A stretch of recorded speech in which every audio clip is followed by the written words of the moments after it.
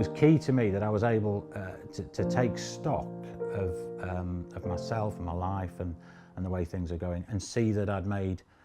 as I say, positive progress towards the sort of goals and ambitions that I had. But just the idea that if you take a simple skill, like I have fairly good interpersonal skills, and I quite like doing some physical exercise, and I quite like gardening. So I just went for that, and sure enough, all I really did was just start to go and do some gardening for people who needed me to,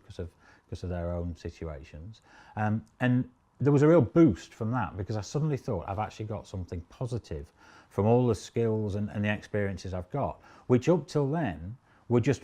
they were just filed away in the sort of the lost years and what had gone wrong. But it was always building a little step forward and forward and forward.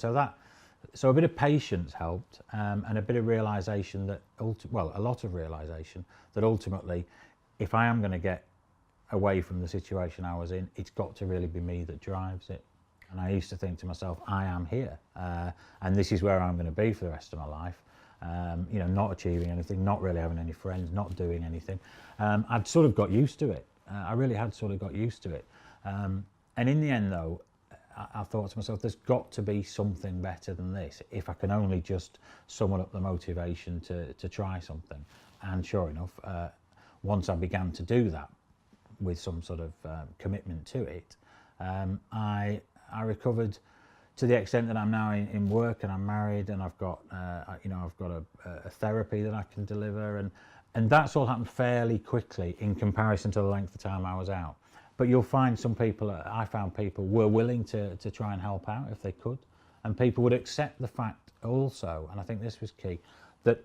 it was my own sort of recovery journey, so I was going to plan it, and I was going to be in control of it. And I think you need that sort of support from people around you,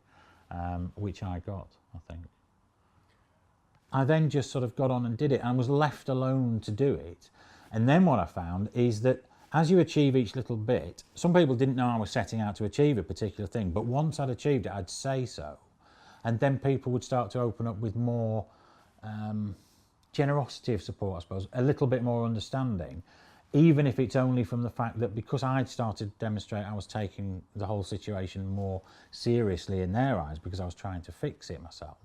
they would then suddenly, you know, and by this I mean family, friends, neighbours, anyone around the place, they would then start to say, oh, is there anything I can do to help? Sometimes I used to think, it's ridiculous, I'm not going to be a therapist, you know, look at me, I'm deep in the mental health services myself. But sure enough, I've been able to get a qualification in horticultural therapy. Then you start to open up to yourself a bit, I guess, and you start to say to yourself, you know,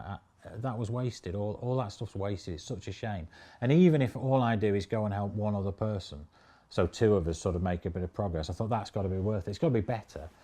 than being in the eyes of everybody, somebody who is just going to end up, as I was doing, you know, just watching TV all day, getting some money from the benefits, going to the pub, drinking, and doing nothing really, not really conversing with friends and family and people who I'd loved, you know, and people who I love,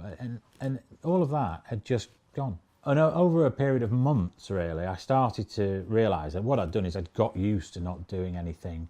that previously, before I'd got ill, I would have thought out of as rewarding and you know, useful and enjoyable. Just have some confidence in yourself, and something in the time you've had doing whatever you've done prior to illness. There'll be something in there that's a positive thing. And if you can sort of think about it and find it, no matter how ludicrous it may seem initially to think, oh, I could develop that into something more, have a look at that and have a think about how you might do that. And effectively, without it being very formal or anything like that, if you can build yourself a bit of a plan to say, well, maybe I could do a little bit more of that I used to enjoy, and just accept the fact you used to enjoy it, and think, well, even if I'm only doing it to enjoy a couple more hours a day or a week or whatever to start with, if you make that first step, it gives you an ability to look backwards after a while then and say, I have actually enjoyed those 2 hours a day a bit more than I was doing before, and then you'll know you can do it.